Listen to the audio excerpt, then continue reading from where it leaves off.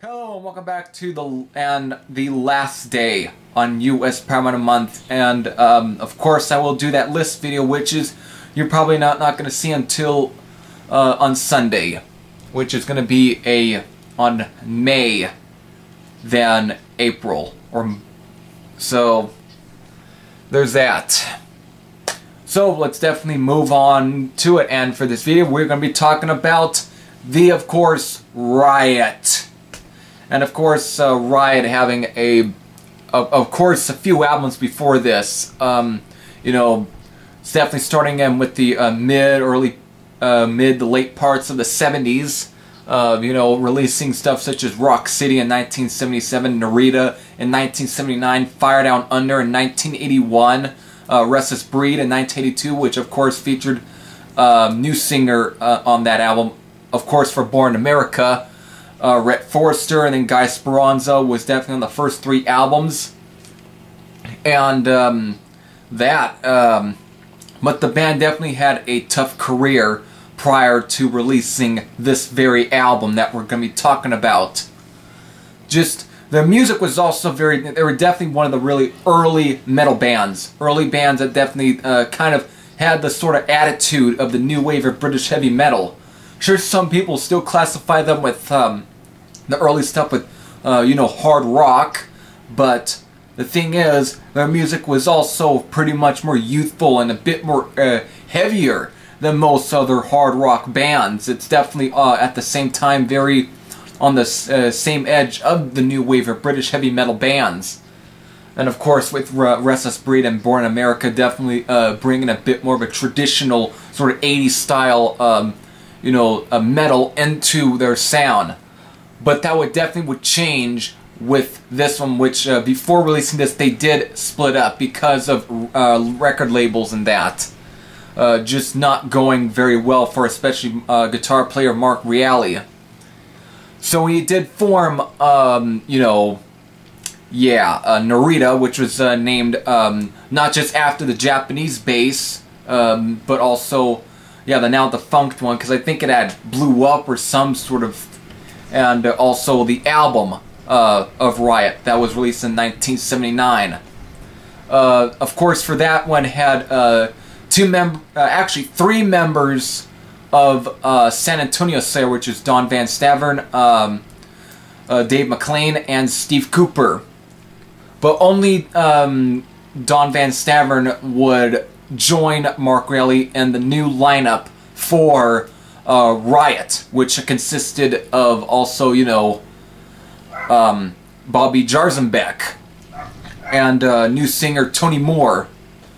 So, and of course there's another guitar player, but his name I didn't really check, but there is definitely another member also that plays on the sound, which is Mark Edwards, which is of course was a band such as Third Stage Alert, which was in a very you know, those one-off Metal Blade Records bands.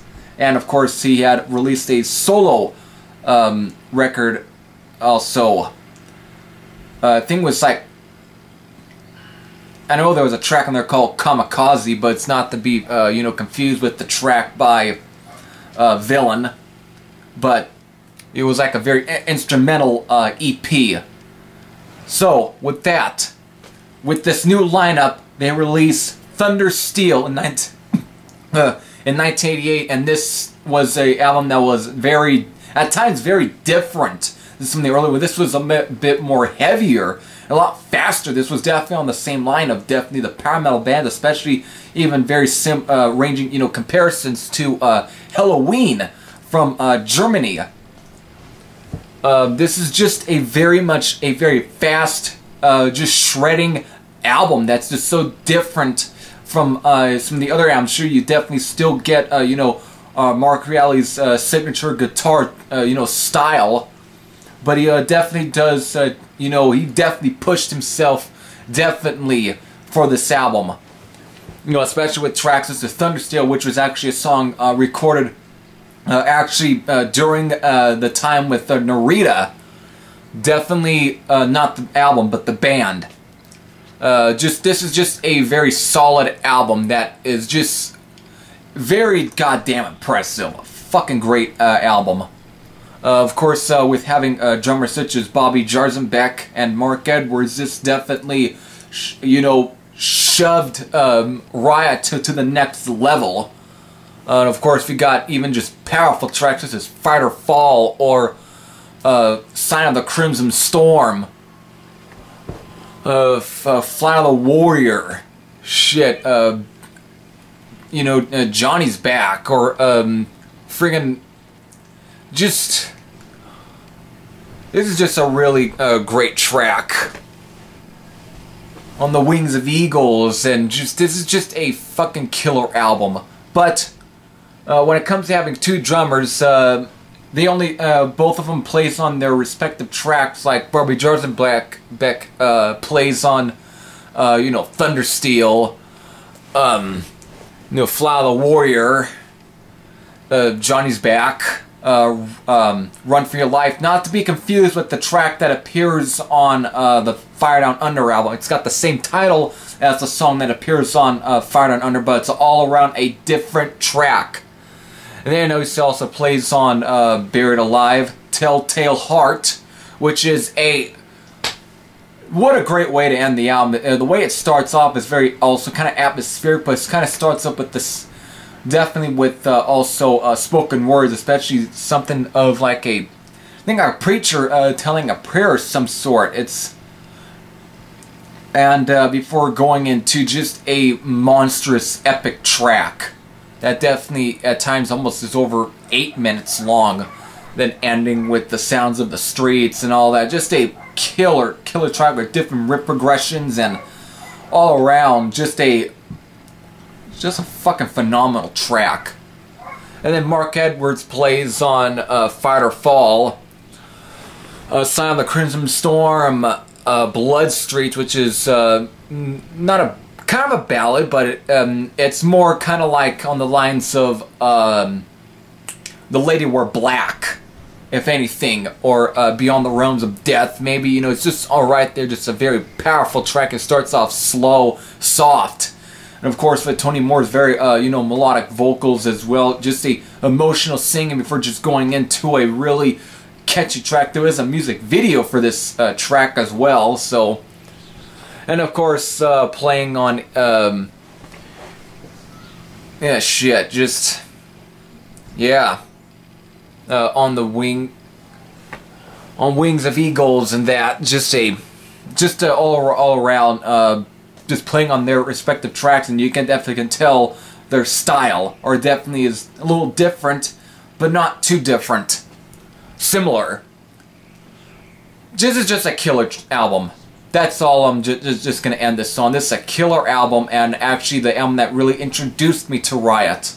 I know my friend Painkiller would definitely say that this was his true introduction because of, you know, but it kind of is for me because of I would go on, you know, those metal compilation videos that, you know, that took up most of YouTube and that. I would just go onto there, and this is how I was introduced. Like this, the artwork. Then the track Thundersteel is what really grabbed me on. I never heard of Riot before that, but really that was my introduction. That like goes back to like 2008, 2009, really late 2008 and early 2009, just right around like December of that year. Just that's how I was. Of course, you know, with that artwork, with the frickin' gray-looking sort of guy who's pretty much morphed into a fucking tank.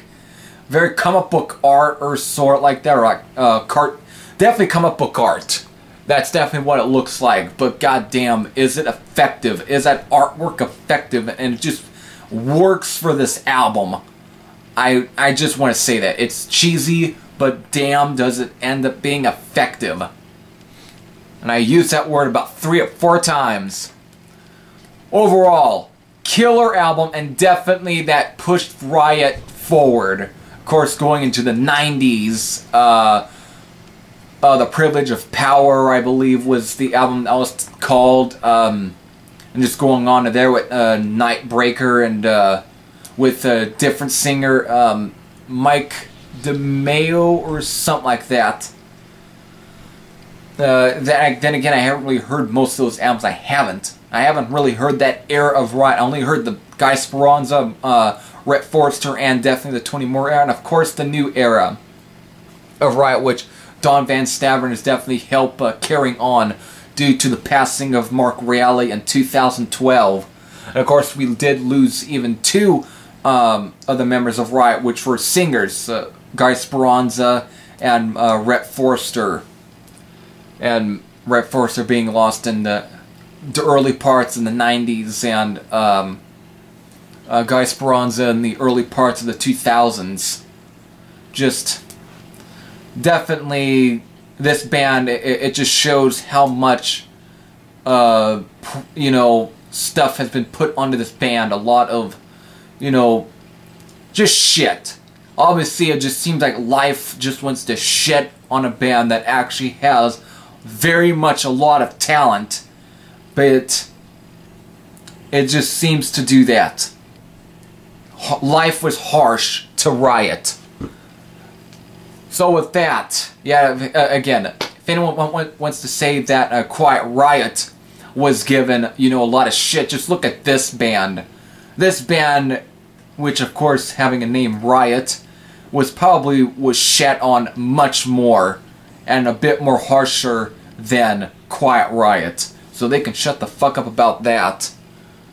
So with that, a overall really, really good album, and definitely one of Riot's best. And to be quite honest, I have not heard a bad album from this band, especially during the really early parts of the 70s and 80s. I just have not heard a bad album from this band, especially Mark Reale. So if you have heard Thundersteel, what are your thoughts? You definitely have heard this album, so if you can post your comments down below. This is Heavy Thrasher saying I'm out. It's time to move on to the last 3 reviews for US Paramount Month.